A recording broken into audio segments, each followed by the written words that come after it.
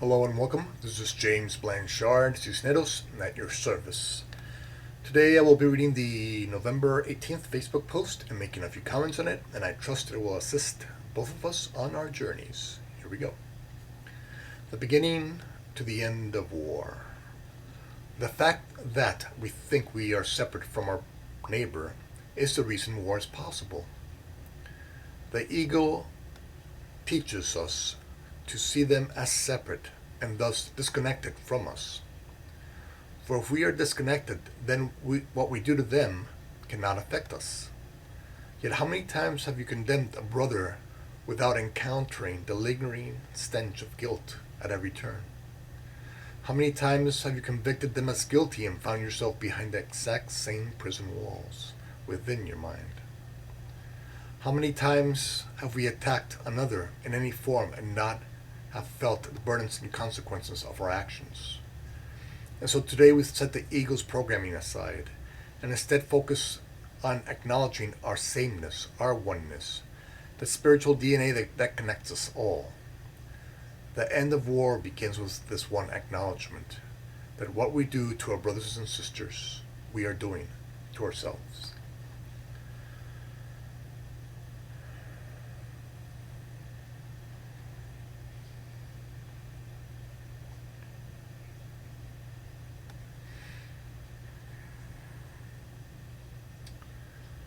The ego has a lot invested in its belief system. Now, let us go back to what the ego is. The ego is simply a limited belief system within the mind. And so you, in truth, are love. You are love's creations. And some of his expressions are kindness, compassion, generosity, peace, joy, forgiveness. This is the truth in you. Now, the ego has spent a lot of time building this illusionary duality, this world we now live in. And so you're taught from other egos of what is real and what is not real. And it has you basically learned a belief system from your parents, along with your peers, along with society, and then you tweak it so it becomes your belief system. And so the ego has you believe that what you believe is real, even though what you believe is actually hurting you. You still do not question why it is that it's hurting you, because you simply believe it to be the way life is, or just the way life is. So that's what you got to deal with. One of the things the ego tries to do is to make us believe in the idea of separation. Because if we are separate from our brothers and sisters, then we can attack them without hurting ourselves. And why do we need to attack them? Because the ego wants us to defend its belief system.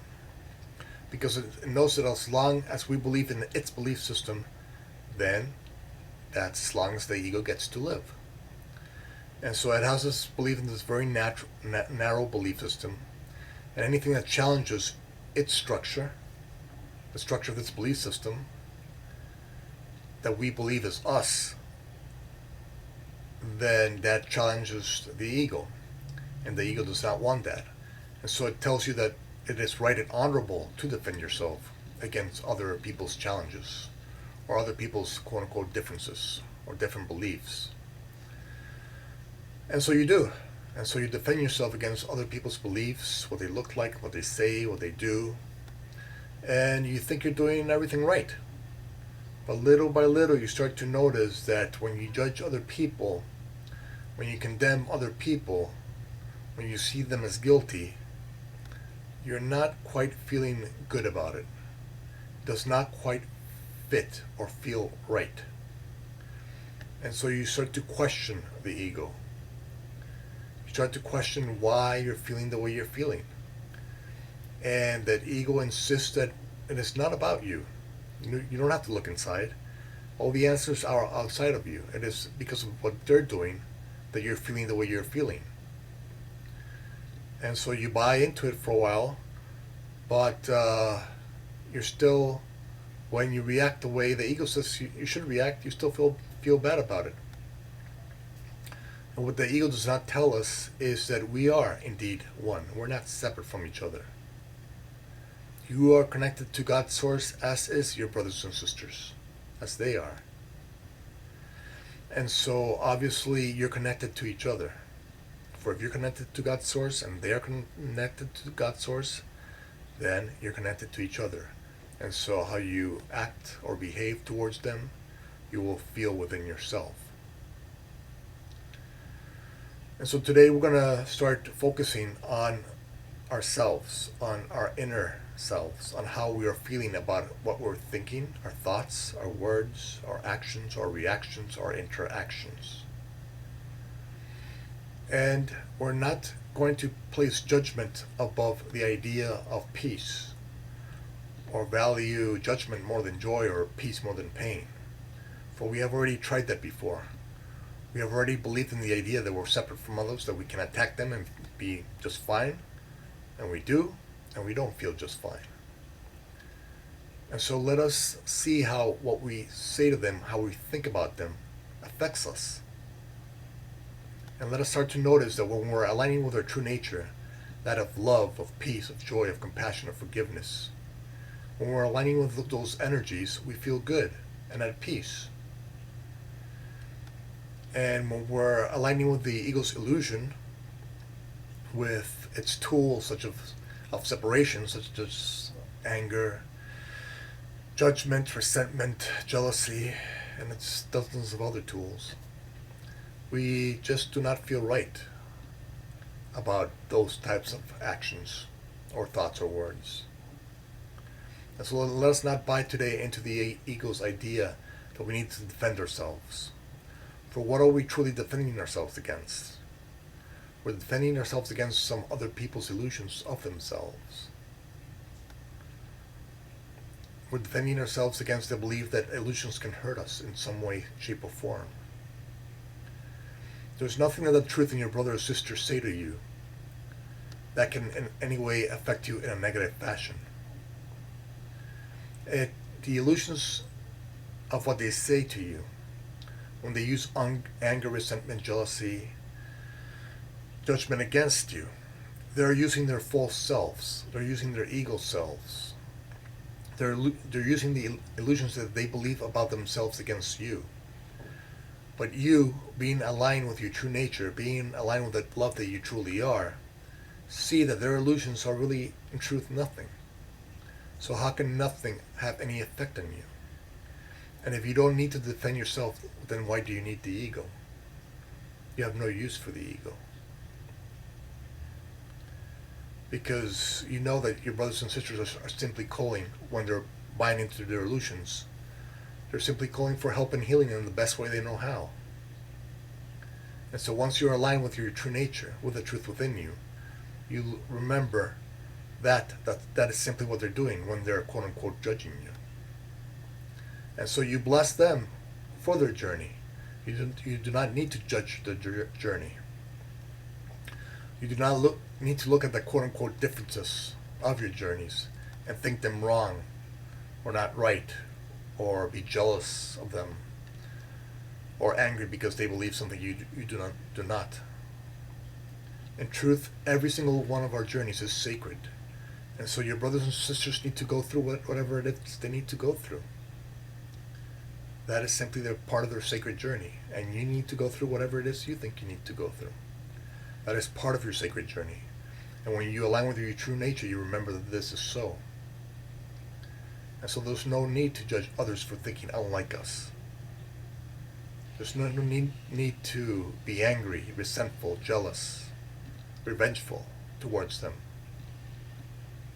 For they are doing the best they can within their current knowledge, within their current understanding of what is true in them and what is not true. And so when the Bible says something like turn the other cheek, it's really saying that illusions cannot hurt you.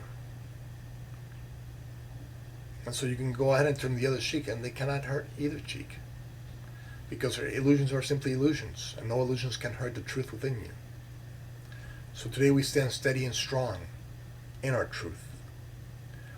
And we love our brothers for who in truth they are. And we do not need to judge them or feel revengeful towards them or even go to the limits of actual wars with them, because we think what they were thinking is analogous to us, to what we're thinking. And so let us simply align with the truth in us and receive peace. For when we are aligned with our true nature, we do receive peace, because we're not defending ourselves against another 7 billion different belief systems. And so when you're not defending yourself day and night against belief systems that you think are in some way attacking you, then there's no need for confusion, for conflict, for chaos. Because you know that we in truth are all one. And so whenever you think of them, you can think of them in forms that bring you peace, or you can think of them in forms that bring you pain. But whatever we offer to them is what we will receive. Whatever we give to them is what will flow through us first. And our judgments of them judging us is now not necessary. For we know that only the illusion in them can judge us, and the illusion in them is nothing.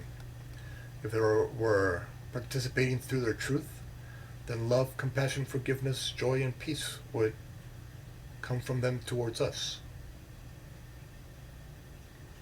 And so let us be grateful that we are starting to understand our true nature, that we are loving beings, that we are indeed all one, that each person's journey is sacred, that judgment cannot hurt you,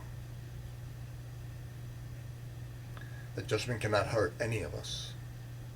The truth in any of us would never have the need for judgment.